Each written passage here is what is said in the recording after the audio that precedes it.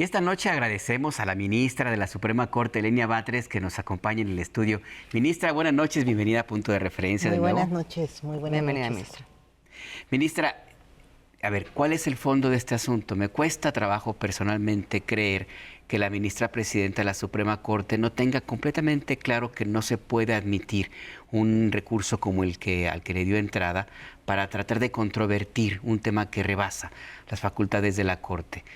Si este es el caso y había un conocimiento previo, como finalmente se comprobó con la decisión de un ministro a que le asignaron el tema que dijo que no le correspondía, entonces, ¿cuál es el fondo del asunto? No, pues viene envuelto en un tema supuestamente de constitucionalidad, aunque a todas luces era improcedente porque estaba tratando de ponerse en cuestionamiento una supuesta contradicción de criterios. El tema era un poco burdo, o es un poco burdo, porque finalmente sigue recayendo actualmente en la propia Corte, no ha sido desechado. Pero el tema es un poco burdo porque está tratando de generar una supuesta idea de que hay una contradicción entre un criterio de sobrerepresentación emitido en el marco de una ley que estaba vigente en 1998, que es comparable o que es contrastable con un criterio emitido con una ley o respecto de una ley o una normativa electoral de 2018 y de 2023. El tema en realidad no tiene punto de correlación, justamente porque se trata de normativas distintas, pero viene envuelto en un supuesto tema de constitucionalidad porque se refieren dos artículos constitucionales, el artículo 54 y el artículo 116. Pero en realidad no tiene una disputa constitucional, sino una disputa de normas electorales que ni siquiera son equivalentes o contrastables, porque eran dos normativas absolutamente distintas en 1998 y estas que son actualmente, pero además de 1998 en la Ciudad de México, que entonces era todavía Distrito Federal. Entonces no hay, por eso es que es muy burdo, pero justamente lo que nos llama la atención es que no se haya desechado, que se haya admitido, pero además que se haya ocultado 2 días, que se estaba admitiendo, porque no fue admitido este lunes, sino entre el viernes y el sábado pasado.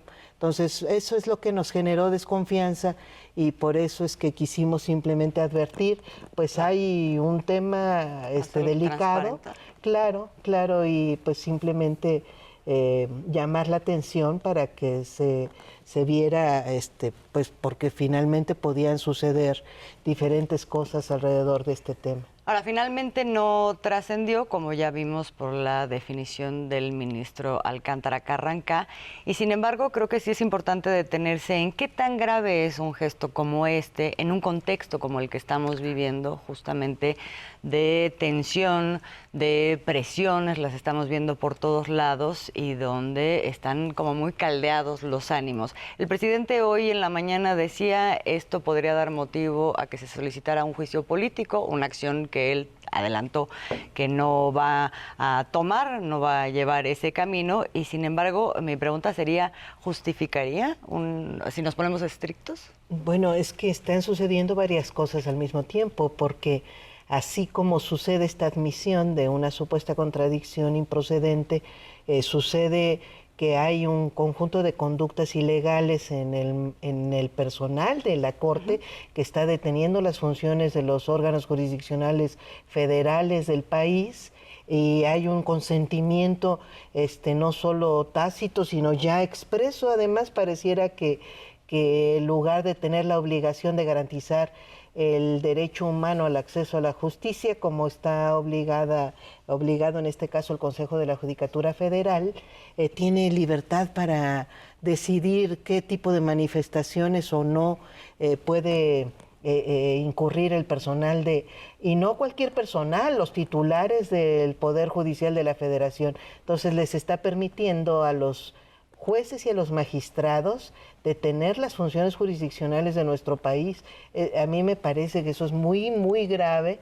Hemos estado insistiéndole tanto a la ministra presidenta como en la opinión pública, pues insistiendo en que esta es una irregularidad, porque pareciera que tienen, si bien tienen derecho para manifestarse, para expresar políticamente, incluso los jueces y los magistrados, cualquier idea política que tengan, incluso para manifestarse en contra de otro poder, como es este caso, lo que no se puede consentir es que utilicen su horario laboral para eso y detengan el funcionamiento de un servicio exclusivo y básico que es el de los tribunales, la recepción y la tramitación de juicios a nivel federal en todo el país, y lo están haciendo. No es el sindicato se deslindó de esta movilización, son los titulares de los poderes que además reclaman derechos que no se les ha reclamado, que no se les ha reconocido a ningún trabajador de confianza o de mando. El propio Poder Judicial, pero además nuestra Constitución no se los reconoce, la ley no se los reconoce, y resulta que ellos se les consiente tomarse un privilegio más, que es el ocupar su tiempo laboral en una protesta que es de tipo político. Entonces me parece que esa parte se suma a esta otra de irregularidades en que se va consintiendo a sí mismo el Poder Judicial cometer. Si eso da lugar a un juicio político, pues yo diría que lo justifica. Efectivamente, tampoco soy de la idea de que se reprima como forma de contestar errores como de esta índole, pero simplemente creo que sí tenemos quienes por lo menos estamos o somos responsables del Poder Judicial, de las labores jurisdiccionales, llamar la atención a que no se está actuando de manera debida, de manera legal y de manera ceñida al marco constitucional de nuestro país en estos temas. Sí, pero no parecerían errores inocentes, ¿no? No, sí, porque nos queda un minutito, y vamos a seguir la conversación, si nos permite, ministra, después de este corte. Pero me llama la atención, a ver, legalmente quienes tienen que sancionar una violación a la ley son los que están cometiendo irregularidades. ¿Quién sanciona a los sancionadores, por un lado? Y por el otro, si un poder, uno de los 3 poderes de la Unión, no está en funciones, entonces estamos hablando de un intento de que se paralice el Estado mexicano, ministra. Pues así de grave es esto. ¿Quién sanciona? Pues es parte de lo que genera impunidad en el Poder Judicial. Si el propio Poder Judicial es el único que se sanciona a sí mismo a través de órganos que son parte de los órganos cuestionados por su justamente ineficacia, que es el Consejo de la Judicatura Federal, no tenemos otro órgano, no hay otro poder que pueda tomar. En el caso de las empresas públicas, que tienen servicios fundamentales para la población, en caso de huelga, no de paros que son pronunciativos, sino en el caso de huelgas, el Estado está obligado a garantizar el servicio público sustituyendo al personal. Del proceso de requisa, entendería. En la requisa, exactamente. Ministra, nos permite, Sí. nos dejamos aquí un par de minutos, un minuto, algo así, y ya volvemos a esta conversación con la ministra Lenia Batres. No se vaya. Seguimos en Punto de Referencia a tu noticiero. Conversamos con la ministra de la Suprema Corte, Lenia Batres. El tema, esta paradoja que vivimos en estos días, ministra, de que quienes son los encargados de sancionar las conductas ilegales, irregulares, son los que estarían cometiendo esta irregularidad. ¿Quién sanciona a los sancionadores? Sí, exactamente. Pues como no hay, el tema es que siempre va a haber una autoridad última, pero en este caso la autoridad, la última autoridad, como es las autoridades judiciales, pues somos las más obligadas a autocontenernos, justamente porque somos las garantes de estos últimos actos. Hay otros países que han tomado medidas constitucionales para que no se concentre en un solo poder esta última palabra en decisiones tan importantes como estas. Pero en nuestro caso, al día de hoy, en nuestra Constitución, pues resulta que nosotros concentramos la última palabra prácticamente en todo.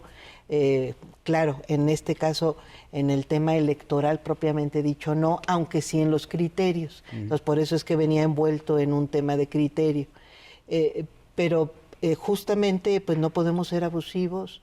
La única manera de garantizar el Estado de Derecho por el propio Poder Judicial, pues es no abusar, no extralimitarnos de esa enorme responsabilidad que tiene el Poder Judicial. Sí, que además es parte de la discusión ahora que está dentro de la reforma, la propuesta de reforma al Poder Judicial, ¿no? O sea, que sí se separe quien está a cargo de lo sustantivo, digamos, de los jueces, el trabajo de los jueces, y quien dice, estás haciendo bien, estás haciendo mal. Y que incluso tenga límites el poder de interpretación de la Suprema Corte, porque se envuelve en interpretación estas extralimitaciones. Claro. Y en este caso de no emitir sanciones, pues se vuelve en un abuso o en una carta de impunidad que no tenemos derecho a darnos entre los órganos jurisdiccionales para que se justifiquen movilizaciones políticas o para alentar una movilización política a cargo de los funcionarios más privilegiados de nuestro país, que son los jueces, magistrados y ministros. Porque además el tema, si dejamos este asunto laboral que está en discusión, porque además no se ha violado ningún derecho, no hay ninguna reforma, no se ha aprobado nada, ministra. Está esto que le comentaba hace un momento, que yo tengo esa inquietud. Si uno de los tres poderes de la Unión de facto está paralizado, entonces hasta existe el riesgo de que el Estado mexicano como tal esté también en riesgo de su operación. ¿Es esa la idea? ¿Llegar a ese nivel, ese extremo de la paralización de un Estado mexicano soberano como el que vivimos? No pareciera, porque finalmente no se ha detenido, por ejemplo, el accionar de la propia Suprema Corte. O sea, hay un órgano que sigue funcionando dentro de los órganos del Poder Judicial de la Federación. Sin embargo, se está paralizando la parte, no se paraliza el funcionamiento respecto de los propios poderes o las facultades que intercambiamos entre los poderes o entre las que nos correlacionamos. Lo que se paraliza es la parte más grave, que pareciera que no le importa al Poder Judicial, que es el servicio público, que es el servicio a la población, que es la emisión de las sentencias, que en muchos casos ya tenemos retrasos considerables. Tenemos actualmente términos que tardan muchísimo en resolver juicios de amparo, amparos en revisión o algunos otros procedimientos, pero sobre todo estos dos, que son los que mayoritariamente atiende el Poder Judicial de la Federación. Estamos ya extralimitándonos en tiempos y bueno, se les añade un término mayor, como si no nos interesara la población, como si no tuviéramos ninguna obligación como servidores públicos. Es muy grave esa parte. Entonces no se paraliza la intercomunicación o las facultades en las que tenemos que ver los poderes, y por eso no se colapsa el Estado, pero se colapsa el servicio público, que es terrible, ¿no? Cuando menos una parte de él. Ministra, antes de despedirnos, ha trascendido la información de que la sesión pública de mañana de la Sala Superior, justamente de lo que hemos estado hablando todo este principio del programa, la Sala Superior del Tribunal Electoral, se difiere, estaba planteada para mañana a las 12 horas y dice se difiere hasta nuevo aviso. Digo, más allá de que consideremos no atiende a la necesidad de certeza justo de este momento que está tan candente, pero ¿se puede leer algo de esto? ¿Esto es normal? No, pues esperemos que no. Hay que estar, yo creo que atentos. Sí, yo creo que al país entero o el país entero agradecería que resuelvan lo más pronto posible, porque entre más se tarden, pues dan posibilidad a que se metan otros actores que no tienen nada que ver el proceso, como estos actores extranjeros, o que la impertinencia antiinstitucional también se le adelante a alguno de los actores institucionales que deberían participar para dar certeza a esta parte de la institucionalidad mexicana, y pues no parece preocuparles. Entonces, por eso creo que lo más sano para todo el país sería que resuelvan responsablemente lo antes posible. Tienen de término pues hasta antes de que inicie el siguiente... la legislatura que viene. Sí, el inicio del periodo de sesiones. Sin embargo, pues no están obligados a esperarse hasta entonces sería benéfico que resolvieran lo antes posible. Porque esto es el primero, ¿no? Estamos a 27, o sea... Quedan todavía unos días. Unos días. Sí, sería prudente. Estarán muy pendientes. Ministra Lenia Batres, muchas gracias por esta conversación en Punto de Referencia. Muy buenas noches. Muchas gracias. Buenas noches.